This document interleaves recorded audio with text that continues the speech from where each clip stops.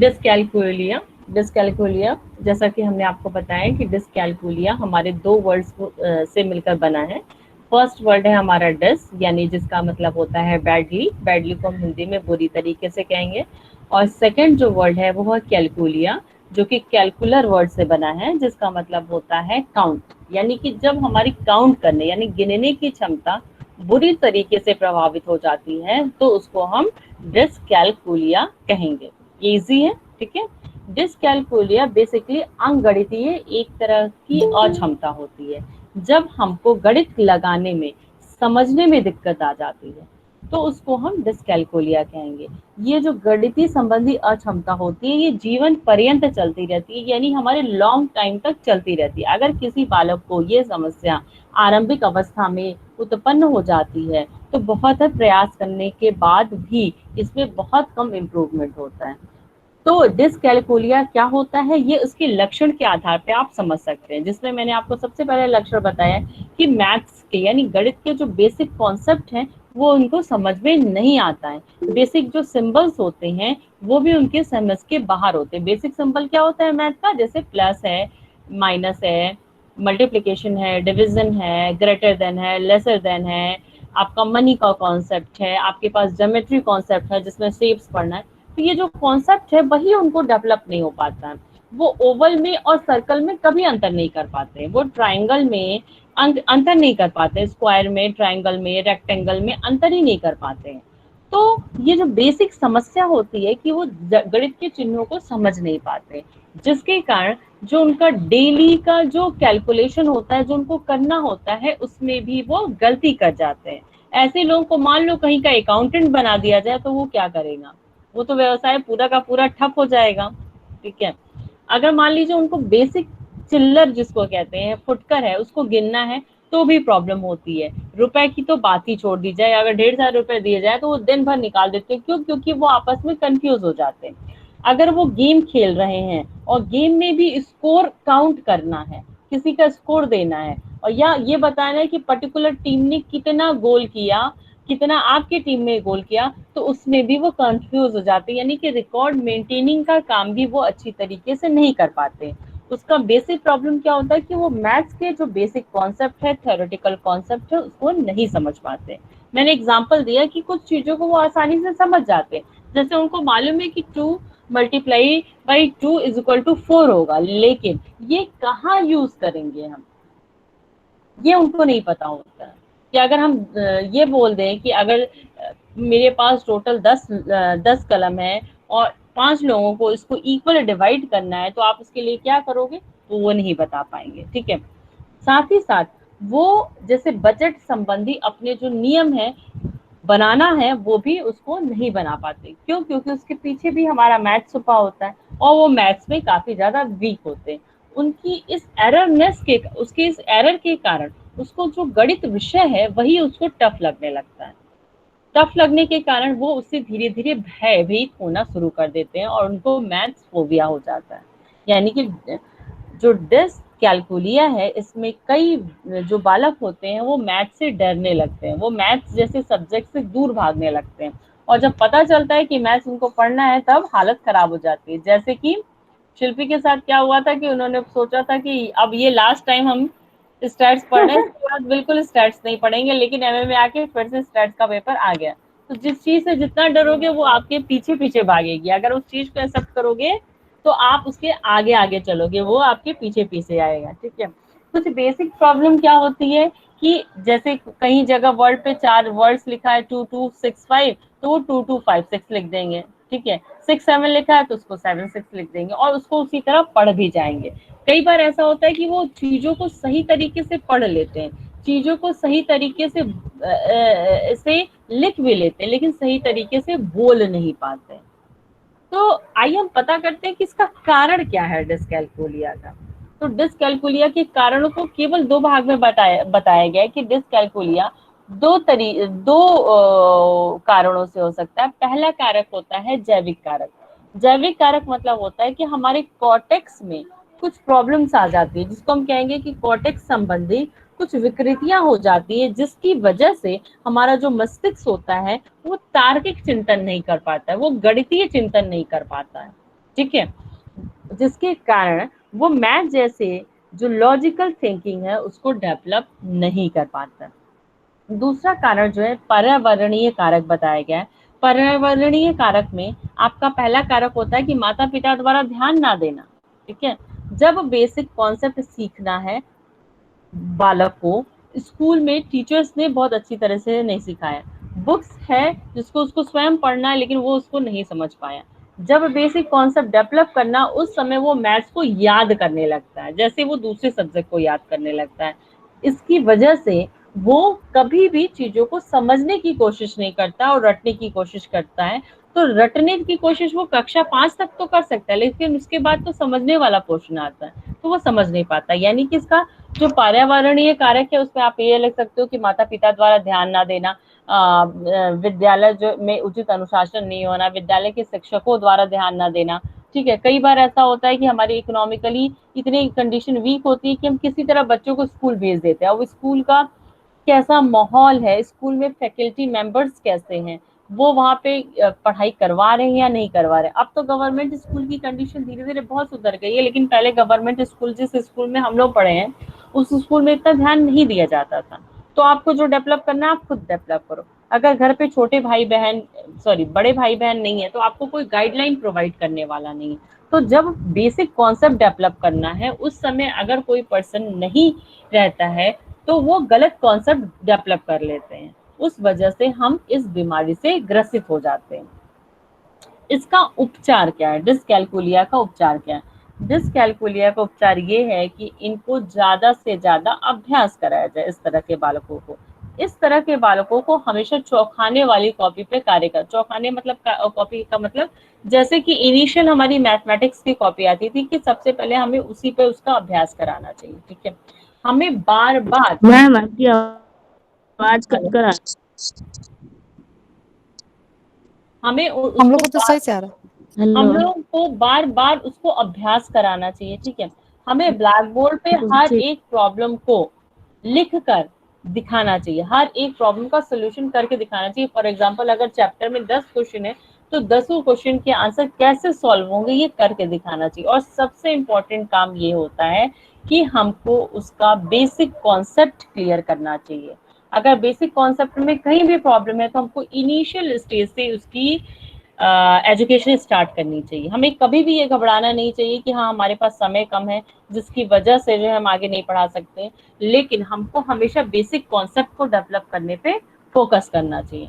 और साथ ही साथ उनके माता पिता को हमेशा काउंसिल ये करना चाहिए कि बच्चे में अगर किसी जैविक वजह से, बायोलॉजिकल डिसऑर्डर्स की वजह से या बायोलॉजिकल फैक्टर्स के कारण वो चीजों को समझ नहीं पा रहा है तो उसमें घबराने की कोई जरूरत नहीं है। क्यों? क्योंकि कई माता पिता को ये देखा गया है कि वो ये सोचते हैं कि देखने में हमारा बच्चा तो जैसे दूसरे बच्चे होते हैं वैसे ही हमारा बच्चा है। अगर वो मैथ नहीं कर रहा है दैट मीन्स वो कुछ शरारत कर रहा है जिसकी वजह से उसको मैथ चीजें समझ में नहीं आती। उसके लिए वो तरह तरह के ट्यूशंस लगाते हैं, टीचर्स को लगवाते हैं, और ऐसे बहुत से पेरेंट्स जिसको हम पर्सनली जानते हैं कि वो उनको बहुत ज्यादा पनिशमेंट भी देते हैं। बोलते हैं ये मैथ्स नहीं लगाता, जब तक मैथ नहीं लगाओगे तुम्हारा कुछ कल्याण नहीं होगा। लेकिन वो ये बेसिक कॉन्सेप्ट समझने के लिए तैयार नहीं होते हैं कि उसको प्रॉब्लम क्यों हो रही है और कहाँ हो रही है।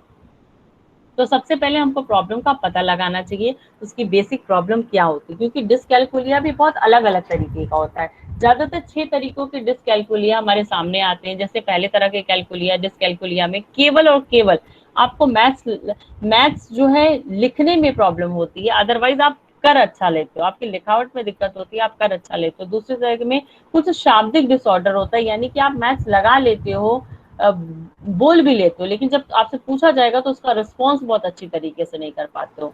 कुछ आइडियोलॉजिकल टाइप का डिस्कैलकुलिया होता है जहाँ पे आपको आइडिया नहीं लग पाता है, आपको मैथ समझ में आता है लेकिन आइडिया नहीं लग पाता। जैसे फॉर एग्जाम्पल ये बोल दिया जाएगा कि इसकी उम्र जो है 10 वर्ष है, तो इस हिसाब से उसके पिता की उम्र क्या होगी। तो जब हम लोग उसमें बोलते हैं ना कि हम लोग कॉन्सेप्ट में मान लिया कि उसके पिता की आयु x वर्ष है, तो वो x को नहीं समझ पाते कि ये x कहाँ से आया, पिता की आयु में एक्स कैसे आ गया।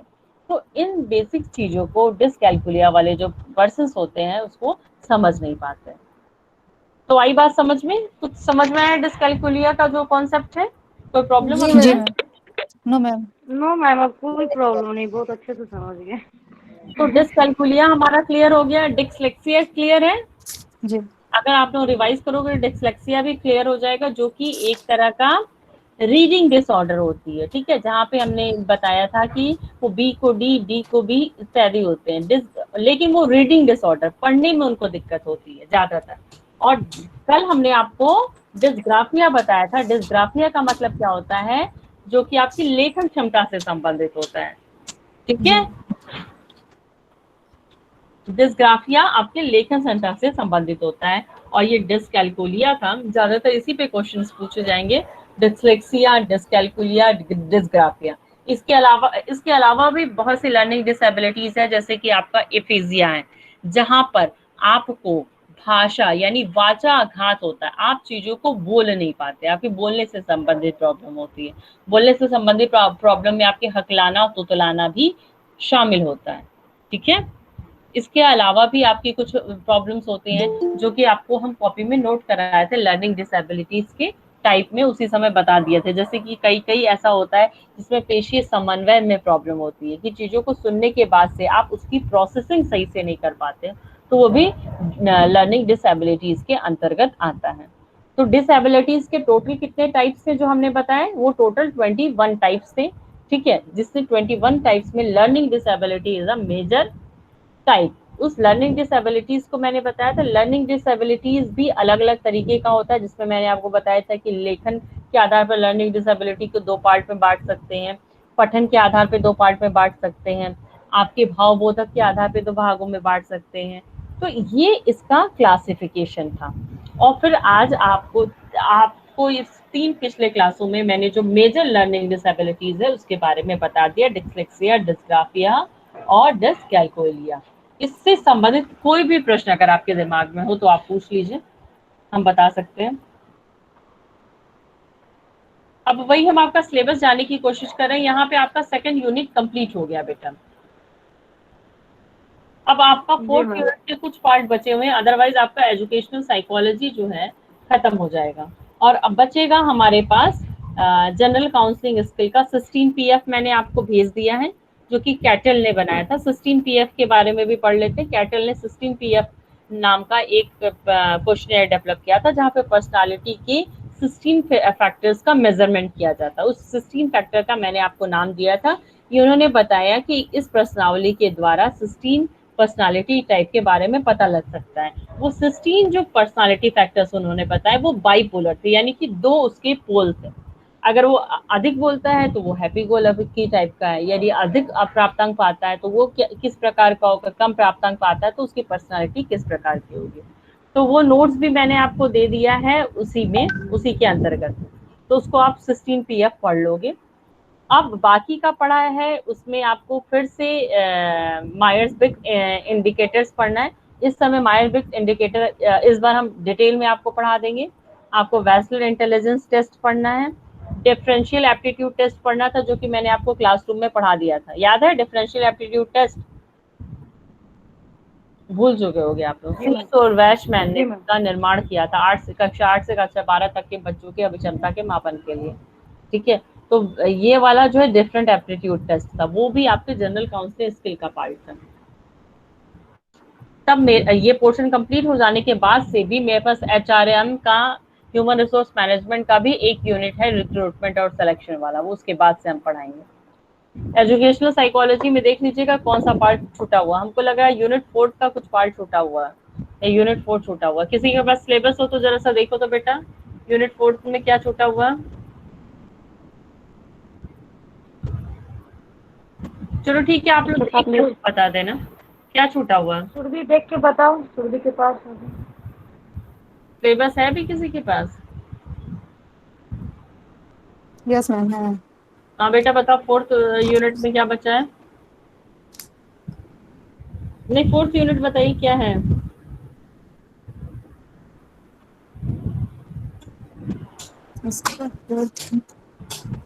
एजुकेशनल साइकोलॉजी का देखिए, एक तो चाइल्ड अब्यूज हम्म 4th यूनिट ही है, और एक crisis of values. Crisis of values, हाँ और निगेट हाँ negative negative media social media influence influence. Including social media school pressures. अच्छा, इसमें बेसिकली ये जो फोर्थ यूनिट पढ़ना है बेटा, इसमें आपको ये बताना है कि कैसे कैसे जी जो बालकों का मूल्य हो रहा है वो गिरता जा रहा है। ठीक है, उसमें सबसे पहले आपको पढ़ना है निगेटिव सोशल मीडिया इफेक्ट क्या है। ठीक है, हम इसको क्लासरूम में एक दिन में समाप्त कर देंगे, इसमें बहुत कुछ नहीं पढ़ना यूनिट 4 में। जो बेसिक पढ़ना था, जो मेजर यूनिट्स थे वो कंप्लीट हो गए आपके। अगर किसी यूनिट पे कोई नोट्स नहीं मिल पा रहा है तो आप घबराइएगा नहीं, राजीव सर अपने क्लास में उसको लगाते चले जाएंगे। ठीक है बेटा। जी मैम। और इसके भी नोट्स आपको मिलते चले जाएंगे, राजीव सर देते चले जाएंगे। तो अब हम सबसे जी पहले आपका यूनिट कंप्लीट करना चाहेंगे जनरल काउंसलिंग स्किल का, जिसमें आपको टेस्ट के बारे में ही पढ़ना है। जिसमें 2 टॉपिक मैंने आपको बता दिया है टेस्ट के बारे में, वो था डिफरेंशियल एप्टीट्यूड टेस्ट और दूसरा बता दिया 16 पीएफ। कल और परसों 2 दिन आपकी छुट्टी रहेगी, 2 दिन आप लोग खूब एंजॉय करो और उसके बाद से पढ़ाई होगी। ठीक है, यानी 24 25 आपको छुट्टी हम देते हैं, 26 से आप जी लोग मैम। क्लास नवरात्रि को होने क्या बेटा।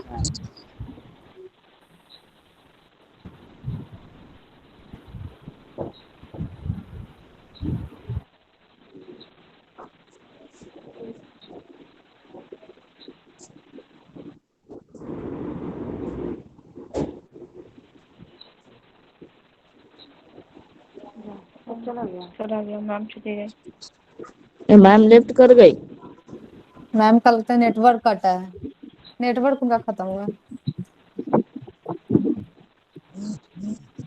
Class close. क्लास हो ऐसा गया है, क्लास क्लोज हो गया है। हाँ जी मैम।